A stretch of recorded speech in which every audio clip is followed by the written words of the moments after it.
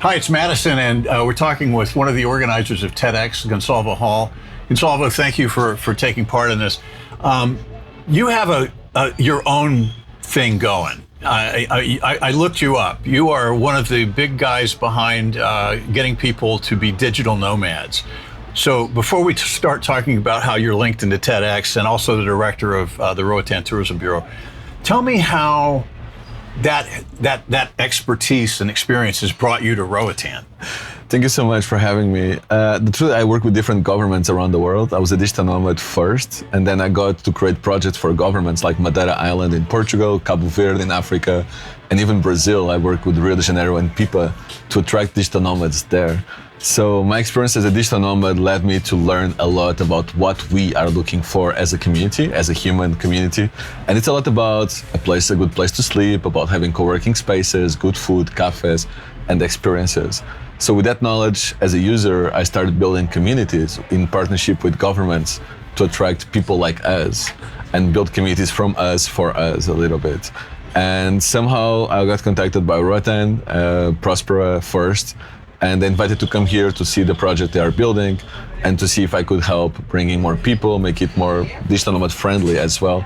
So I came here first time in August last year. I loved it. I never heard about Roatan before in my whole life. I'm Portuguese, so it's not a destination that's talked about in Europe or Asia, where I hang out a lot. And I got to discover it, how raw it is, how underdeveloped it is in many, many ways, especially on the experience side. So I ended up being convinced to stay here, to lead the Roatán Tourism Bureau, which is a bit orphaned back then. And since then, I'm trying to make Roatan known all around the world, partnering with community creators, partnering with people inside the sphere that we are trying to attract here, digital nomads, wellness, longevity, and everything in between, and trying to make Roatan famous with the proper strategy, in my opinion. So somehow, from a digital nomad, I'm convinced now to stay here. My wife and my baby, I have a 3-year-old kid, they are both here. And for now, I think we did a pause in the digital nomad life, and we are living here in Roatan. Roatan has a ton of potential. I think that when you have something like a Roatan as a country, I mean, let's look at Honduras as a country. I think when you have something like Roatan, when you don't understand it, you don't try to develop it. Fortunately, there are some forward-thinking people on the island. Among those would be Mr. Silvestri, who started many of the different things that are related to tourism, along with Julio Galindo many years ago, and they would go to dive conventions and try to bring people diving, which started Anthony's Key Resort. Exactly, yes. And Romeo Silvestri credited Julio Galindo's salesmanship and efforts of putting Roatan on the map, because it wasn't that people didn't know about it, it's just, why would you go there? Bananas and coconuts, fishing, and nothing else. And but you know, you've traveled in Europe, you've traveled in Asia, you've seen the islands, you've seen the potential, you've seen how it changes the community. So that's a really nice piece of experience to bring to the table. Let's talk about TEDx. Explain to people who don't know what TEDx is, what it is. It's funny because I was a TEDx speaker last year. I did my first TEDx talk last year in Portugal, and ironically in the place where I studied in Aveiro. And for me, it's like this boiler room of ideas, completely different. A boiler room of ideas. Yes, okay. Everybody had so many different ideas, from sustainability to creativity to how to be a better human, and everything in between. And so in 8 talks in the TEDx I learned from 8 completely different people, teams that I never have even a thought about. And so TEDx is a stage where this diversity of ideas come together to be shared to the world, because TEDx is a global phenomenon. If you go to YouTube, TEDx talks have millions and millions of followers and millions of views. So it's this kind of boiler room of ideas. And the idea here in Roatan is to make this with all the different cultures, all the different ideas we have around the island, and try to bring diversity to this stage. So again, I'm an outsider. I've lived here 11 years, and it took me a number of years for people on the island to actually trust me. And I did that by just doing what I do. I make radio. I do a really good job with it. Pat myself on the back, but Roatan's got a radio station that sounds like a major market U.S. radio station, and I understand that. And one thing I can say is that people are suspicious of any outsiders. There's a group of people who are expats who've lived here a long time, and even they are suspicious of outsiders because so many people have come in with, "Hey, I've got a great idea. Give me your money," and they take it and they disappear. And that doesn't just happen here. It happens in Europe. The term "a sunny place for shady people" was actually originated by Somerset Maugham when he was talking about Nice and what he would see in Nice during the summertime. All the rich people that owned there and all the scammers that came in. So it kind of places like this attract those people. But there is certainly a need for education development here and infrastructure development that I think gets resisted because of the fear either of loss of control or the lack of understanding of the possibilities. Do you see it that way? What do you think you can do as the director of the Roatán Tourism Bureau to kind of change that? I fully understand it. For the last 8 years, I traveled the whole world, and I was always the foreigner there. So it's very hard, and we shouldn't try to convince people through our words. Right. We should try to convince them through our actions. Right. If we have a vision, and if we share the vision with everybody, the key stakeholders of the island, and if we can agree in 80% of the vision, I don't want to be the visionary that people come after me. No, we need to build a vision together. If you are new here, I'm very, very new. I just arrived in August. So I just bring all this experience from working with different governments around the world.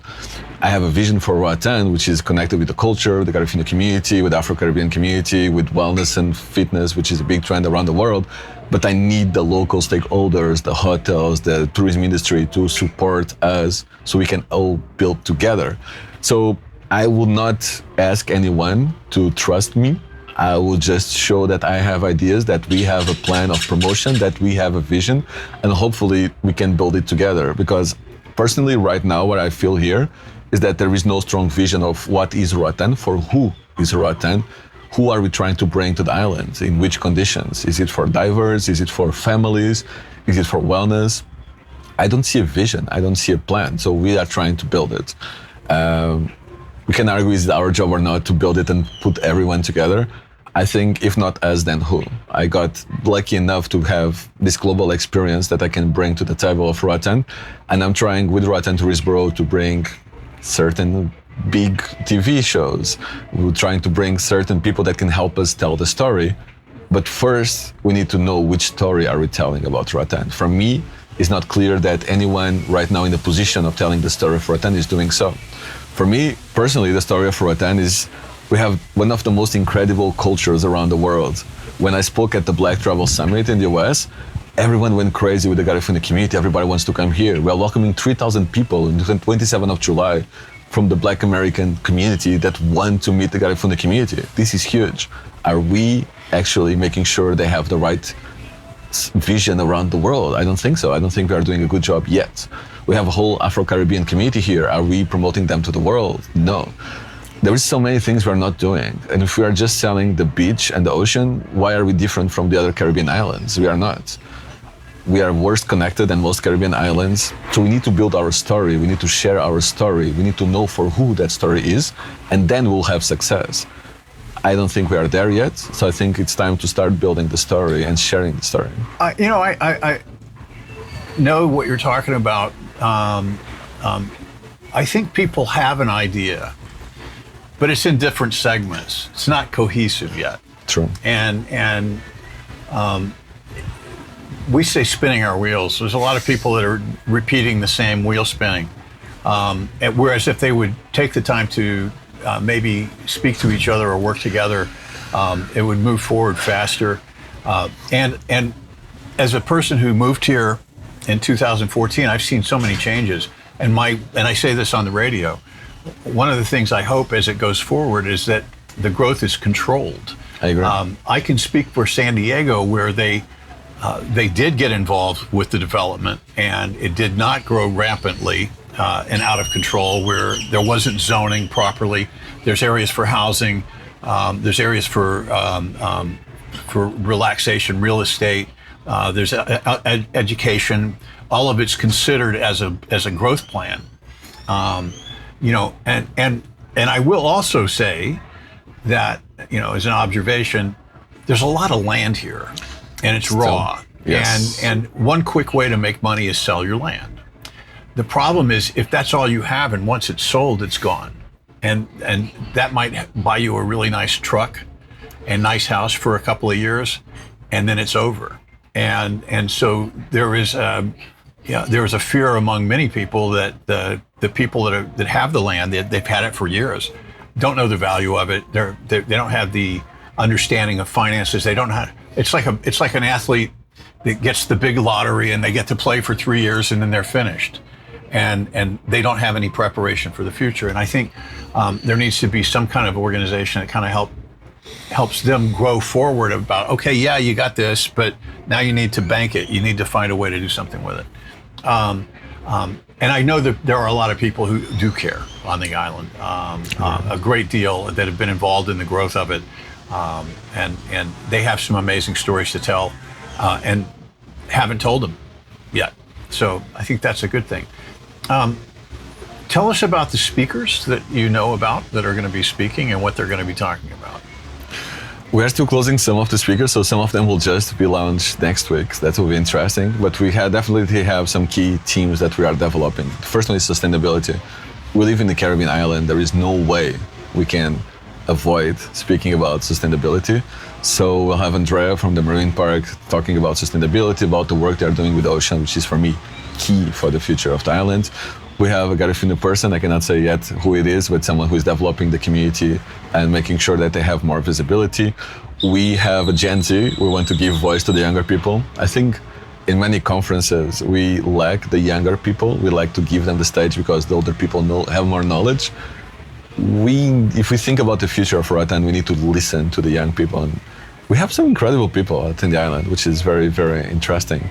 Also, we have some people that went through some of the worst case scenarios through disease, and that they surpassed that disease, and they are telling that story on how they went through cancer and surpassed cancer and actually made through and have a better life afterwards. We still want to have also someone more in the business side to understand what are the real opportunities for the future of Roatan and how we can connect business developing, yet being aware that we are an island that needs a lot of support for some of the people moving here, like many Hondurans are moving here. So we have I cannot announce yet, but we'll have one of the biggest names in the island with one of the biggest NGOs who is doing a lot to develop the island in the right way, having this dichotomy between business and having a for-profit, but also one of the biggest NGOs and making sure they support everyone in the island. So it's going to be very, very diverse, and that's what's attractive about TEDx. It's not something that you will learn about one specific thing. It's a place where you will learn about all these different ideas that then you can explore and go deeper into. That's really something that TEDx does bring to the table.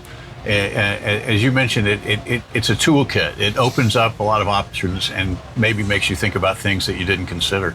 And maybe introduces you to some people that you didn't know existed that are right around you. So I'm very excited. Well, listen, I appreciate you taking the time with us this morning, and we're sitting here in this beautiful weather. It's absolutely paradise. I like doing these outside. I was really worried it was going to pour down rain, but we got that. So anyway, thank you very much. Thanks for coming on. Appreciate it. Thank you for the support. All right.